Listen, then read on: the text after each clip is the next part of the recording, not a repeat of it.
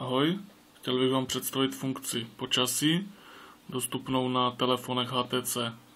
Tato funkce je součástí grafické nadstavby HTC Sense. Takže zvolíme si počasí. Telefon se synchronizuje s databází z internetu pomocí datového tarifu nebo Wi-Fi a načte aktuální počasí jednak v lokalitě, ve které se nacházíme, to je první záložka, a také informace o počasí, které si nastavíme na dalších záložkách. V tomto případě vidíte umístění Barcelona, Paříž, Londýn. Zase se vrátíme zpátky na aktuální umístění. Vše je krásně graficky znázorněno, můžeme se přepínat na celoobrazovkový mod. Vidíme aktuální teplotu, aktuální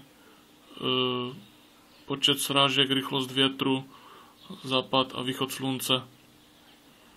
Když se přepneme zpátky do částečného zobrazení, můžeme vidět rozvrh počasí pro dnešní den, historii po hodinách a také předpověď na následujících 5 dní. Toto je funkce počasí na telefonech HTC.